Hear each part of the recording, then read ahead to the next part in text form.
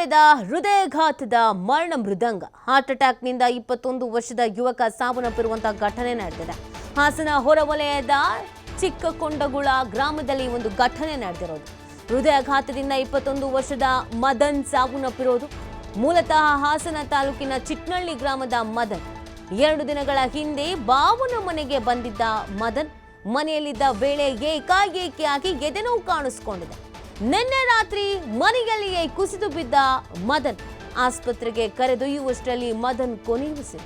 ಹಾಸನದಲ್ಲಿ 34ಕ್ಕೆ ಮುಖಾಂತರವಾಗಿ ಗೇರ್ತಾ ಇದೆ ಹೃದಯಾಘಾತದ ಸಾವಿನ ಸಂಖ್ಯೆ. ನೋಡಿ, ಈಗಾಗಲೇ ತಂಡವನ್ನ ಸಮಿತಿಯನ್ನ ರಚನೆ ಮಾಡಲಾಗಿದೆ. ಕಾರಣ ಏನು ಅಂತ ಹುಡುಕಿ ಅಂತ ಹೇಳಿದ್ದಾರೆ. ವರದಿ ತಯಾರಾಗ್ತಾ ಇದೆ. ಜನರಲ್ಲಿ ಜಾಗೃತಿ ಮೂಡಿಸುವಂತ ಕೆಲಸವನ್ನ ಮಾಡಲಾಗ್ತಾ ಇದೆ. ನೋಟ ಇದ್ದ ಹಾಗೇನೆ ಸಾವಿನ ಸಂಖ್ಯೆಯಲ್ಲೂ ಕೂಡ ಏರಿಕೆ ಆಗ್ತಾ ಇರೋದು.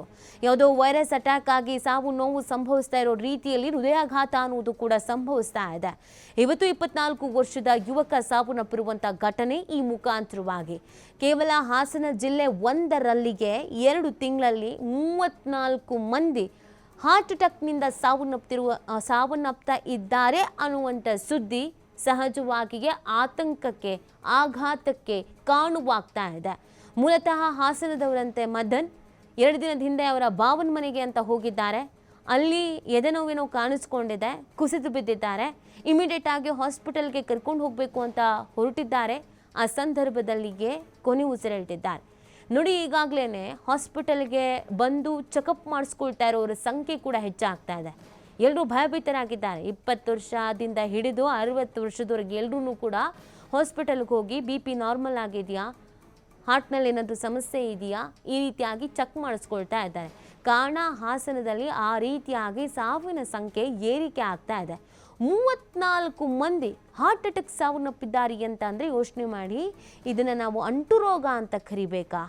ಹೃದಯಾಘಾತ ಅಂತಂದರೆ ಯಾವಾಗ ಬರುತ್ತೆ, ಹೇಗಾಗತ್ತೆ ಅನ್ನೋದು ನಾವು ಇಲ್ಲಿವರೆಗೂ ತಿಳ್ಕೊಂಡಿದ್ದೆ ತಪ್ಪ. ಹಾಗಾದರೆ ವಯಸ್ಸಾದ ಮೇಲೆ ಅಥವಾ ಇಂತಿಂಥ ಕಾರಣಕ್ಕಾಗಿ ಅಂತ ಏನು ಹೇಳ್ತಾ ಇದ್ವಿ, ಅದೆಲ್ಲವೂ ಈಗ ಉಲ್ಟಾ ಆಗ್ತಾ ಇದೆ. ಯಾವುದೇ ಹೆಲ್ತ್ ಹಿಸ್ಟ್ರಿ ಇಲ್ಲ, ಕೆಲವರು 20 ವರ್ಷ, ಯಾವುದೇ ದುಶ್ಚಟ ಇಲ್ಲ, ಕೆಲವರು ಹೆಣ್ಣು ಮಕ್ಕಳು, ಯಾವುದೇ ರೀತಿಯಾದಂಥ ಟೆನ್ಷನ್ನು ಒತ್ತಡ ಯಾವುದೂ ಇಲ್ಲ. ಹಾಗಿದ್ರೂ ಕೂಡ ಹಾರ್ಟ್ ಅಟ್ಯಾಕ್ ಆಗ್ತಾ ಇದೆ ಅಂತಂದರೆ ಏನು ಅರ್ಥ? 20-21 ವರ್ಷ, 23-24 ವರ್ಷ, 25 ವರ್ಷ, ಅಬ್ಬಬ್ಬ ಅಂತಂದರೆ 37-40 ವರ್ಷ. ಈ ವಯಸ್ಸಿನಲ್ಲಿ ಹೃದಯಾಘಾತವಾಗಿ ಸಾವನ್ನಪ್ತಾರೆ ಅನ್ನುವಂಥ ಸುದ್ದಿ ಬರ ಸಿಡಿಲಿನಂತೆ ಬಂದು ಬಡಿದಿದೆ ಹಾಸನ ಜಿಲ್ಲೆಗೆ. ಅದ್ಯಾಕೋ ಗೊತ್ತಿಲ್ಲ, ಚಿಕ್ಕಮಗಳೂರು, ಬೀದರ್ನಲ್ಲೂ ಕೂಡ ನಿಧಾನವಾಗಿ ಸಾವಿನ ಸಂಖ್ಯೆ ಹೃದಯಾಘಾತದಿಂದ ಏರಿಕೆ ಆಗ್ತಾ ಇದೆ. ಆದರೆ ಹಾಸನದಲ್ಲಿ ಮಾತ್ರ ವಿಪರೀತವಾಗ್ತಾ ಇದೆ. ಈಗಾಗಲೇ ಕೇಂದ್ರ ಆರೋಗ್ಯ ಇಲಾಖೆ, ರಾಜ್ಯ ಆರೋಗ್ಯ ಇಲಾಖೆ, ಆರೋಗ್ಯ ಸಚಿವರುಗಳು ಎಲ್ಲರೂ ಇದ್ರ ಬಗ್ಗೆ ಹೆಚ್ಚಿನ ಗಮನ ಹರಿಸ್ತಾ ಇದ್ದಾರೆ. ಇದಕ್ಕೆ ಅಂತ ಸಮಿತಿ ರಚನೆ ಮಾಡ್ಕೊಂಡಿದ್ದಾರೆ, ವೈದ್ಯರ ತಂಡ ರಚನೆ ಮಾಡ್ಕೊಂಡಿದ್ದಾರೆ. ಸಾವನ್ನಪ್ಪಿದವರ ಮನೆಗೆ ತೆರಳಿ ಕುಟುಂಬಸ್ಥರ ಬಳಿ ಮಾಹಿತಿ ಪಡ್ಕೊಳ್ತಾ ಇದ್ದಾರೆ. ಇವರ ಲೈಫ್ ಸ್ಟೈಲ್ ಹೇಗಿತ್ತು, ಅವರ ಆರೋಗ್ಯ ಹೇಗಿತ್ತು, ಏನಾದರೂ ಲಕ್ಷಣಗಳಿತ್ತಾ ಅಂತಂದರೆ BP ಆಗಿರ್ಬೋದು, ಅಥವಾ ಹೈಪರ್ ಟೆನ್ಷನ್ ಆಗಿರ್ತಾರೆ, ಯಾವಾಗ್ಲೂ ಕೆಲಸದ ಒತ್ತಡ, ಈ ಥರ ಎಲ್ಲ ಡೀಟೇಲ್ಸನ್ನು ಪಡ್ಕೊಳ್ತಾ ಇದ್ರು ಕೂಡ ಮಾಹಿತಿ ಬಹಿರಂಗ ಆಗ್ತಾ ಇಲ್ಲ. ಈ ಬಗ್ಗೆ ಮತ್ತಷ್ಟು ಮಾಹಿತಿನ ನೀಡ್ತಾರೆ ನಮ್ಮ ಪ್ರತಿನಿಧಿ ಪ್ರಕಾಶ್. ನೋಡ್ತಾ ಇದ್ದ ಹಾಗೇನೆ 34ಕ್ಕೆ ಏರಿಕೆ ಆಗಿದೆ ಹೃದಯಾಘಾತದ ಸಂಖ್ಯೆ. ಮದನ್ ಅವರ ಹೆಲ್ತ್ ಹಿಸ್ಟ್ರಿ, ಆ ಬಗ್ಗೆ ಏನಾದರೂ ಮಾಹಿತಿ ಸಿಕ್ಕಿದೆಯಾ? ಈಗ ಸದ್ಯಕ್ಕೆ ಆರೋಗ್ಯ ಇಲಾಖಾ ಅಧಿಕಾರಿಗಳು ಅವರ ಮನೆಗೆ ಭೇಟಿ ನೀಡಬೇಕಾಗುತ್ತೆ. ಯಾಕಂತಂದ್ರೆ ಅವರ ಭಾವನ ಮನೆಗೆ ಹಾಸನದ ಚಿಕ್ಕಕೊಂಡಗುಳ ಗ್ರಾಮಕ್ಕೆ ಮದನ್ ಎಂಬ 21 ವರ್ಷದ ಯುವಕ ಬಂದಿರ್ತಾರೆ ಕಳೆದ 2 ದಿನಗಳ ಹಿಂದೆ. ಆದ್ರೆ ತಡರಾತ್ರಿ ಇಮಿಡಿಯೇಟ್ ಆತನಿಗೆ ಎದೆನೋವು ಕೂಡ ಕಾಣಿಸ್ಕೊಂಡಂತ ಸಂದರ್ಭದಲ್ಲಿ ಆತ ಕುಸಿದು ಬೀಳ್ತಾರೆ. ಅವರನ್ನ ಆಸ್ಪತ್ರೆಗೆ ಸೇರ್ಸ್ಲಿಕ್ಕೆ ಹೋದಂತ ಸಂದರ್ಭದಲ್ಲಿ ಅವರಿಗೆ ಹೃದಯಾಘಾತ ಆಗಿದೆ ಅನ್ನೋದು ಸ್ಪಷ್ಟವಾಗಿ ಗೊತ್ತಾಗಿರ್ತಕ್ಕಂಥದ್ದು ಕುಟುಂಬದ ಮೂಲಗಳು ಕೂಡ ಈಗಾಗಲೇ ಹೇಳಿದೆ.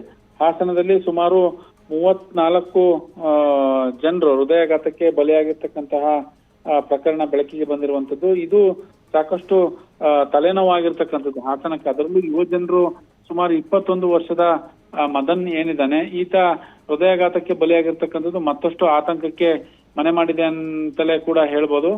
ಮೂಲತಃ ಹಾಸನ ತಾಲೂಕಿನ ಚಟ್ನಳ್ಳಿ ಗ್ರಾಮದ ವ್ಯಕ್ತಿ ಎಂಬುದು ಈಗಾಗಲೇ ಗೊತ್ತಾಗ್ತಾ ಇರ್ತಕ್ಕಂಥದ್ದು. ಸಾಕಷ್ಟು ಇದಕ್ಕೆ ಸಂಬಂಧಪಟ್ಟ ಹಾಗೆ ಆರೋಗ್ಯ ಇಲಾಖಾ ಅಧಿಕಾರಿಗಳು ಅವರ ಮನೆಯಲ್ಲಿ ಹೋಗಿ ಆತನ ಹಿಸ್ಟ್ರಿಯನ್ನು ಯಾವೆಲ್ಲ ರೀತಿಯಾಗಿ ತೆಗೆದುಕೊಳ್ತಾರೆ ಅನ್ನೋದನ್ನ ಕಾದ್ ನೋಡ್ಬೇಕಾಗುತ್ತೆ. ಯಾಕಂತಂದ್ರೆ ಒಂದು 50-60 ವರ್ಷದ ವ್ಯಕ್ತಿಗೆ ಹೃದಯಾಘಾತ ಆದ್ರೆ ಅದು ಒಂದಿಷ್ಟು ಅಂದ್ರೆ ಅದು ಬೇಗ ಗೊತ್ತಾಗುತ್ತೆ ಅವ್ರಿಗೆ. ಅಟ್ಲೀಸ್ಟ್ ಬೇರೆ ತರದ ಯಾವ್ದಾರ ಕಾಯಿಲೆ ಇತ್ತ ಅನ್ನೋದು